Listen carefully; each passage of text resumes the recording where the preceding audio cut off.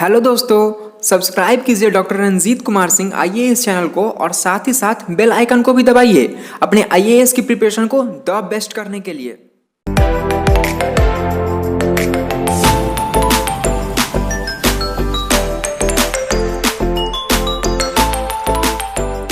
बात कर रहे हैं यूपीएससी टॉपर शुभम कुमार की और प्रवीण कुमार की।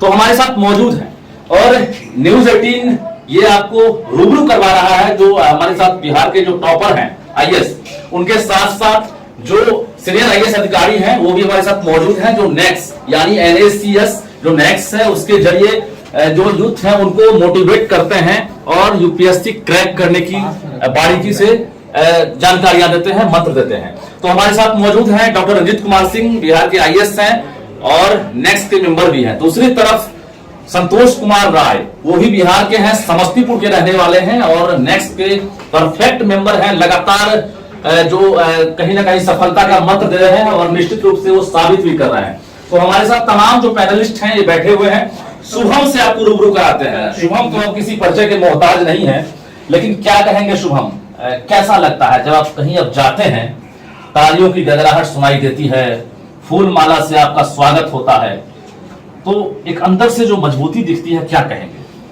काफ़ी अच्छा लगता है, but at the same time मैं ये भी कहना चाहूँगा कि आप सेलिब्रिटी ना बनाएं।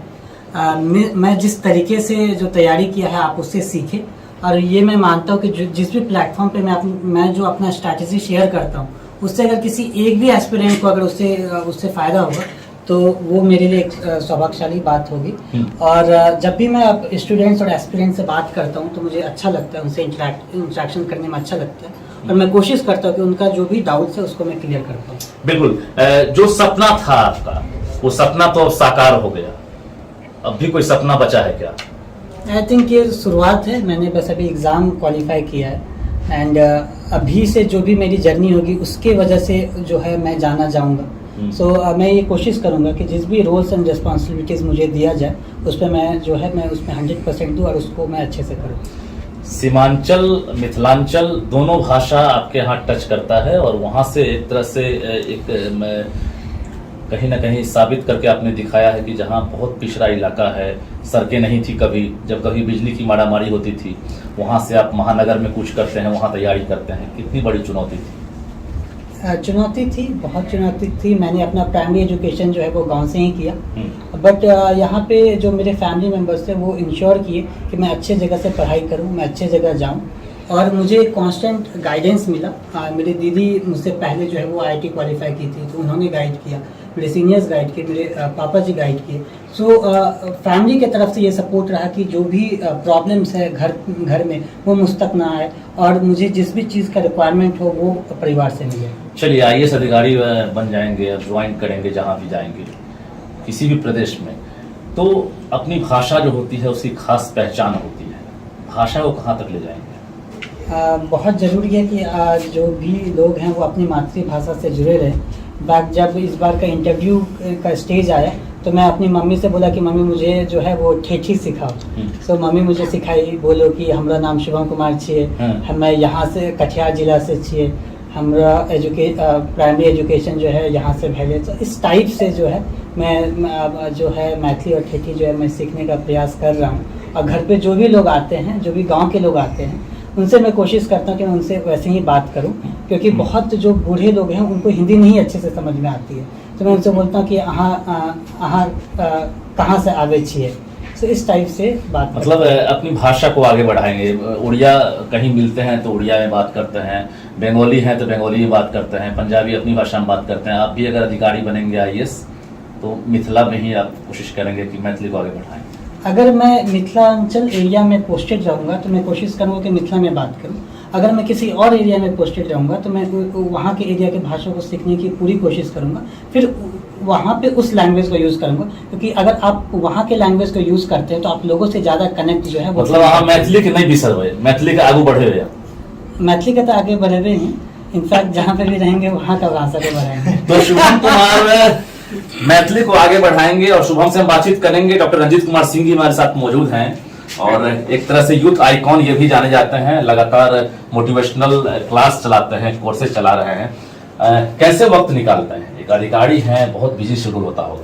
जब भी छुट्टी का दिन होता है, स्पेशली सैटरडे संडे, और जो भी छुट्टी का दिन होता है उसमें मैं 2 से 3 घंटे समय देता हूं, जिसमें कि ऑफलाइन ऑनलाइन मोटिवेट भी करता हूं, और ख़ास तौर से जो चैप्टर होते हैं हिस्ट्री, ज्योग्राफी और साइंस के, उन चैप्टर्स को भी बच्चों को पढ़ाता हूं और गाइड करता हूं, और स्पेशली ये बताता हूं किस तरह से, किस डायरेक्शन में आप तैयारी करेंगे तो आप जल्दी सक्सेस होंगे और आपको अच्छे रैंक भी मिलेंगे। जो NACS आपने जो टीम बनाई है नेक्स्ट, उसका क्या गोल है और क्या आपको उसका फीडबैक मिल रहा है? NACS 2016 में बीके प्रसाद सर रिटायर्ड IAS ऑफिसर हैं, उन्होंने, और संतोष जी जो इसके सेक्रेटरी हैं, उन्होंने शुरू किया था, और पीछे से हम सभी उसमें जुड़ते चले गए, और आज जो है ये कारवा बहुत बड़ा हो चुका है। और NACS से अब जब टॉपर्स आने लगे तो उम्मीद यही है कि आने वाले वर्षों में टॉपर्स जो है वो हमारे यहाँ से ही हो, ऐसी उम्मीद करता हूँ, और ऐसी मैं भगवान से प्रार्थना भी करता हूँ। मतलब कहीं ना कहीं जो सकारात्मक ऊर्जा है उसका संचार तेजी से हो रहा है। जी बिल्कुल, निश्चित रूप से अब जो है हम लोग, हमारी जो गौरवशाली अतीत रही है बिहार के और झारखंड की, अब वो वापस आने लगी है, और जो एस्पिरेंट्स हैं इन लोगों को देखकर अब और भी ऊर्जा से भर गए हैं, और उनमें मोटिवेशन इतनी अधिक आ गई है कि रिजल्ट बेटर तो होगा ही, टॉपर्स भी हमें ज़्यादा मिलेगा। बिल्कुल, हम बात करते हैं, प्रवीण कुमार जी हमारे साथ मौजूद हैं, जमुई के रहने वाले हैं और IAS टॉपर हैं। क्या कहेंगे, जिस तरह से आज हर जगह जो है एक तरह से आमंत्रण आपको भेजा जा रहा है, युवा इंतजार करते हैं दीदार करने के लिए, अप्रोच करना होता है, तो बोल रहे हैं कैसे इसको देखते हैं आप? अप्रोच करो। मैं इसको ऐसे देखता हूँ कि कितनी बड़ी रिस्पॉन्सिबिलिटी एकदम से मुझे मिल गई है, और जहाँ भी जाता हूँ डेफिनेटली मुझे बहुत अच्छा लगता है। एक वक्त था कि मुझे लगता था कि मैं वहाँ पे जाके लोगों को मोटिवेट करूँ, और ये मौका मुझे मिला है, तो मैं यही ट्राई करूँगा कि मैं ज़्यादा से ज़्यादा जगह जाऊँ और स्टूडेंट से बात करूँ, उन्हें मोटिवेट करूँ कि पढ़ाई सबसे अच्छी चीज़ है। नॉट ओनली कि आपको IAS बनना है, बल्कि पढ़ाई आपको एक आज़ादी देती है। एक रविन्द्रनाथ टैगोर का पोएम है, where the mind is without fear, तो मैं उसी चीज़ को समझता हूँ कि एजुकेशन के माध्यम से पाया जा सकता है, जहाँ पे आप ऐसे अवस्था में रहें जहाँ आपको किसी भी चीज़ का डर नहीं है, और इसी अवस्था में आप हर एक लोगों का भी उद्धार कर सकते हैं और हर एक लोगों को हेल्प भी कर सकते हैं। कहा जाता है कि जमुई नक्सल प्रभावित क्षेत्र रहा है, और जहाँ बंदूक की गरज सुनाई देती थी वहां से अब कलम की गूंज सुनाई देने वाली है, ऐसा लग रहा है। आपने साबित भी कर दिया। बिल्कुल, एक वक्त था जब बहुत ज़्यादा बंदी रहा करता था, सप्ताह में 2 या 3 दिन रहा करता था, और बहुत ज़्यादा वायलेंस भी मैंने देखा है। लेकिन कुछ टाइम के बाद, स्पेशली 2013 के बाद, मैंने ऑब्जर्व किया है कि काफ़ी चीज़ें चेंज हो गया है। आज लोग पढ़ने के लिए बहुत ज़्यादा उजागर हैं, लोग मेहनत कर रहे हैं, और ये वायलेंस वगैरह भी बहुत कम हो गया। और डेफिनेटली मैं सोचता हूँ कि मैंने यदि कुछ किया है तो बहुत लोगों को वो मोटिवेट करेगी। साइकिल से निकलते होंगे बचपन में, या बाइक से ही निकलते होंगे, शाम ढलने के बाद वो भी वक्त याद होगा आपको जब परिवार वाले कहते होंगे जल्दी घर आ जाना, नक्सल प्रभावित क्षेत्र है, ऐसा हुआ है कभी क्या? बिल्कुल बिल्कुल, बिल्कुल ऐसा होता था कि कभी बाहर रात अंधेरा हो गया तो घर वाले जाने ही नहीं देते थे, और संजोग से अब भी जाने को नहीं मिलेगा शायद। चलिए, ये IAS बनने के बाद जो प्रायोरिटी रही है, क्या रही आपकी? प्रायोरिटी ऐसी है कि मैं सबसे पहले एजुकेशन, हेल्थ केयर तो अच्छा करना ही है, लेकिन कुछ कुछ मार्जिनलाइज सेक्शन का स्पेसिफिक प्रॉब्लम है, जैसे होमलेस लोग हैं और बूढ़े लोग हैं, उनका पेंशन स्कीम है, या फिर जो लोग होमलेस लोग हैं उनको सही से खाना नहीं मिलता है, तो उनके लिए एक सस्टेनेबल सस्ता सा कैंटीन स्थापित करना, ये मेरा प्रायोरिटी रहेगा। बिल्कुल, हम बात करेंगे, प्रवीण हमारे साथ हैं, और संतोष कुमार राय हैं। संतोष कुमार राय भी बिहार के रहने वाले हैं, समस्तीपुर के हैं, और NACS जो संगठन है उसके जरिए एक युवाओं को नई किरण दिखाते हैं, आशाओं का एक तरह से आप जो है किरण दिखाते हैं। क्या कहेंगे, इस तरह से शुरुआत आपने की, आज रिजल्ट आपके सामने शुभम है। जैसा कि रंजीत सर ने बताया कि हम लोग 2014 में ही जो NACS संगठन है, इसका हमारे जो सीनियर अधिकारी हैं श्री BK प्रसाद सर, तो उनके नेतृत्व में हमने इनका एक स्थापना किया, वहाँ पे सारे ऑफिसर्स मिलके। तो उसका जो मेन मोटो जो ये था कि हमने क्यों इसको बनाया, तो हमने ये फील किया कि हम लोग तो गांव के परिवेश से जैसे करके भी हम तो IAS तो हम तो बन गए, लेकिन हमारे जैसे और भी कई हजारों लाखों स्टूडेंट्स हैं जिनके मन में भी सपना होता है, कोई डॉक्टर बनना चाहता है, कोई इंजीनियर, कोई IAS, लेकिन कहीं ना कहीं रिसोर्सेज के अभाव में और गाइडेंस के अभाव में वो नहीं बन पाते हैं। तो हम उन सभी चीज़ों तक पहुंचना चाहते हैं जहां पे कोई भी जो अपने बिहार झारखंड का जो बच्चा है, जो स्टूडेंट्स है, वो सपना देख सके, चाहे आईएएस बनने का है या डॉक्टर इंजीनियर बनने का, और उस सपने में उनको हम एक हाथ बढ़ाना चाहते हैं, उनको मदद करना चाहते हैं ताकि उनके जो सपनों की उड़ान है वो सफल हो सके। तो इसके लिए आपको पता होगा कि अकेला कोई भी इंसान कुछ भी नहीं कर सकता है, तो संगठन में ताकत होती है। इसीलिए हमने सोचा कि अगर सारे बिहार झारखंड के ऑफिसर एक मंच पे आ जाए तो ये सारे एनर्जी को हम चैनलाइज कर सकते हैं, और इसी के तहत एनएससीएस की स्थापना हुई, जो कि national association of civil servants है बिहार एंड झारखंड। और आज उसका ये है कि 5-6 सालों में ये 1000 से ज्यादा इसके ऑफिसर इसमें हमारे मेंबर हो चुके हैं। संतोष जी, आज आप सफल व्यक्ति हैं, एक आईएएस अधिकारी हैं आप, और इसके पीछे कितनी मेहनत लगी थी, जो बैकग्राउंड आपका रहा है, आपने उड़ान जो भरी है उसके पीछे ईंधन कितना देना पड़ा था, ये बताइए। ईंधन जैसे कि अभी प्रवीण ने बताया, सोम ने बताया कि जो माता पिता का जो आशीर्वाद होता है, उनका जो डेडिकेशन होता है, वो तो मुख्य रूप से रहता ही है।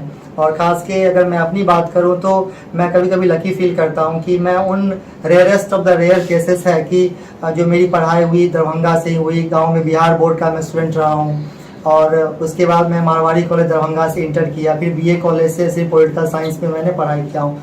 तो मुझे कभी कभी लगता है अपने पूरे बैच में मेरे से कम एजुकेशन क्वालिफिकेशन शायद किसी का मुश्किल से हो, क्योंकि कुछ लोग अगर ह्यूमैनिटीज़ में भी होते हैं तो बड़े बड़े इंस्टीट्यूट से होते हैं, जैसे दिल्ली यूनिवर्सिटी से होते हैं, जेएनयू से होते हैं।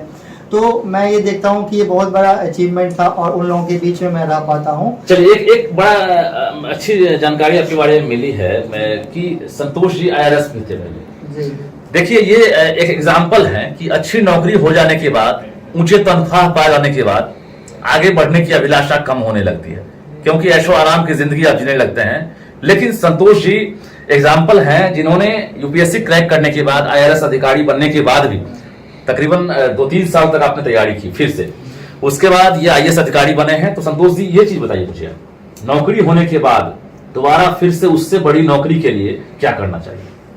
कुछ नहीं, आई थिंक पैशन होना चाहिए। सुबह ने भी बताया कि हम लोगों के जीवन को चेंज करना चाहते हैं, और खास के जो मेरा सपना है कि जब से हमने पढ़ाई शुरू किया तो हर चीज़ में हम देखते हैं कि बिहार का जो नंबर है सबसे लास्ट में आता है। आज के डेट में भी अगर नीति आयोग की हम रैंकिंग देखते हैं तो हर एक पायदान पे बिहार सबसे लास्ट है। तो हम लोगों का ये सपना है कि हम तो, हमारा जनरेशन तो देख लिया कि बिहार सबसे नीचे है, तो एटलीस्ट हम सभी लोग मिलकर ऐसा कुछ करें कि हमारे जो आगे आने वाले जनरेशन है एटलीस्ट उनको ये नहीं पढ़ना पड़े कि चाहे शिक्षा हो, स्वास्थ्य हो, सभी में बिहार नीचे है। तो एनएससीएस का जो मेन मकसद है, ओवरऑल मकसद तो यही है कि कैसे बिहार को पूरे देश में एक अच्छे मुकाम पे पहुंचाना, ताकि यहाँ के लोग अपने राज्य पे गर्व कर सके। बिल्कुल गर्व कर सके, और निश्चित रूप से जो कारवां बनता दिख रहा है। शुभम से एक बार और बातचीत करेंगे हम।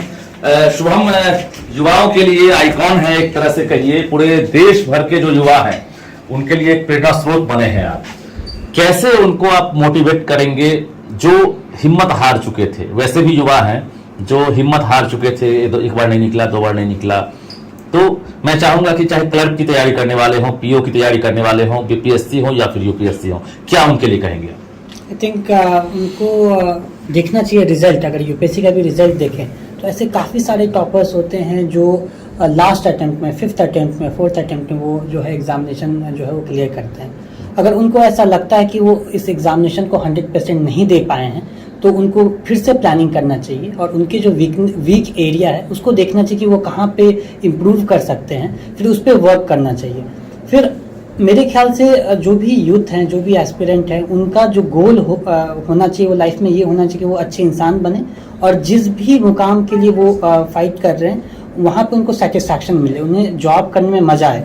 सो अगर वो किसी भी रीजन से अगर वो एक एग्जाम को क्लियर नहीं कर सकते हैं तो उन्हें हताशा नहीं होनी चाहिए, उन्हें निराश नहीं होना चाहिए, उन्हें दूसरे एवेन्यूज की तरफ भी देखना चाहिए। और अगर वो 100% एक एग्जाम को नहीं दे पाए तो रीप्लान करके वापस से एग्जाम कंटिन्यू आप 8-9 घंटे तक पढ़ाई करते होंगे, मिनिमम पढ़ाई करते होंगे, तो उस वक्त जब बोर होते होंगे तो क्या करते होंगे? संगीत का सहारा लेते होंगे? हाँ, मैंने म्यूजिक सुना है और थोड़ा मूवीज भी देखा, बट इन जनरल मैं उतना ज्यादा नहीं था। म्यूजिक में कैसा म्यूजिक सुनते थे आप? मैं मोस्टली हिंदी म्यूजिक सुनता था। कौन सा? मुझे कुछ झलक, क्योंकि हजारों लोग आपको देख रहे हैं। नहीं, मैं गाने में बहुत बुरा हूँ, अगर मैं गाने लगूंगा तो सब छोड़ के भाग जाएंगे। चलिए शुभम अभी जो भी गाएंगे, गुनगुनाएंगे, वो गजल बन जाएगा, नगमा बन जाएगा। मैं चाहूंगा कि शुभम सकारात्मक चेहरा है, सकारात्मक प्रतीक है, रुक जाना नहीं, रुक जाना नहीं, बिल्कुल। मैं गा नहीं सकता हूँ, ये मैं अपना लाइन बोल दीजिए, क्या सुनते थे? चलिए गाना का बोल लाइन बोल बताइए। दीजिए। एक गाना है हिंदी मीडियम का, काफ़ी ज़्यादा मुझे मोटिवेट करता था। एंड उसकी बोल मैं भूल रहा हूँ। हिंदी मीडियम का गाना सुने आप सब गाना सुना, लेकिन कौन सा गाना बताइए तो हम- रुक जाना नहीं। नहीं, हिंदी मीडियम का जो गाना हिंदी मीडियम पिक्चर का। हाँ हाँ ओके ओके। अच्छा, हिंदी मीडियम पिक्चर है। हिंदी मीडियम पिक्चर है। एंड एक सॉन्ग है जिसमें ये कहते हैं कि मुझे 100 ख्वाहिशें हैं और मैं एक एक करके उसको पूरा करूंगा। तो उसमें है, उसमें एक बच्ची ने गाया है।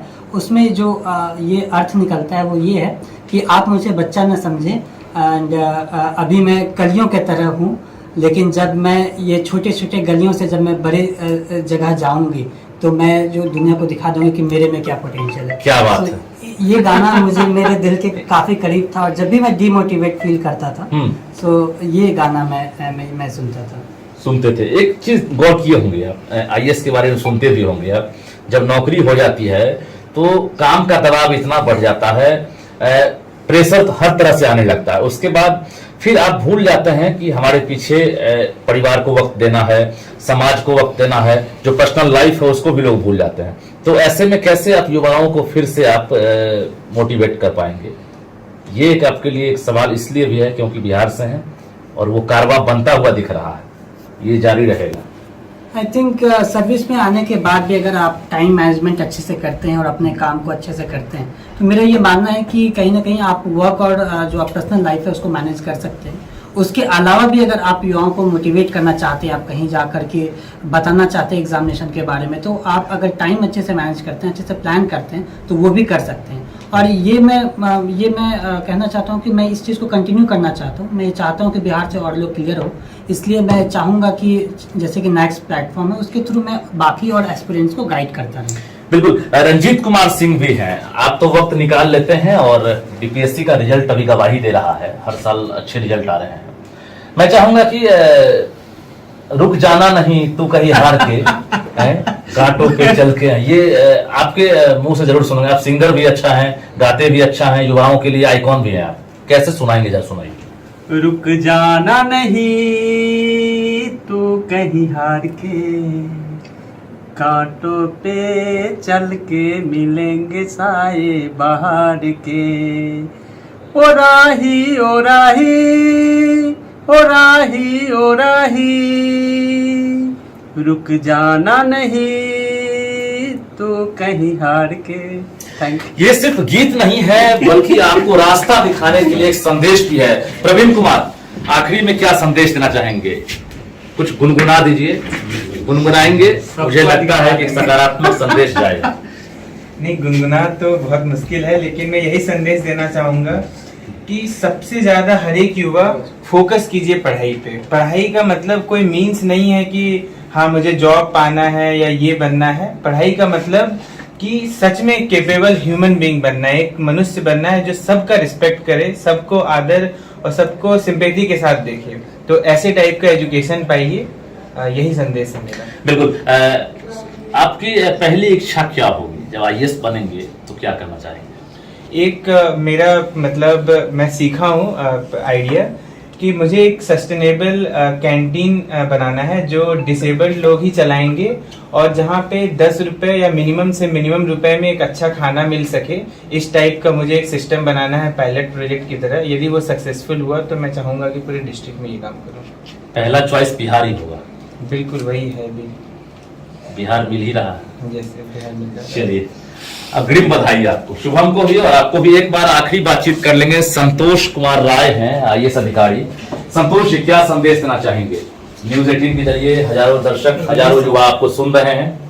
शिक्षा ही एकमात्र माध्यम है जिससे हम अपने परिवार का और समाज का और राष्ट्र का निर्माण कर सकते हैं। इसीलिए मैं चाहता हूँ कि जो national association of civil servant है, इसके साथ जितने भी सिविल सर्वेंट सभी मिलके हम चाहते हैं ये जो साल है हमारा, चूंकि हमारे यहाँ से आईएएस टॉपर शुभम कुमार है, इस साल को हम डेडिकेट करें आईएएस की प्रिपरेशन के लिए। और इन जनरल हम चाहते हैं कि शिक्षा में सारे लोग मिलकर काम करें और उसी से हमारे जो बिहार झारखंड है उसका जो कायाकल्प है वो शिक्षा से हो सकता है।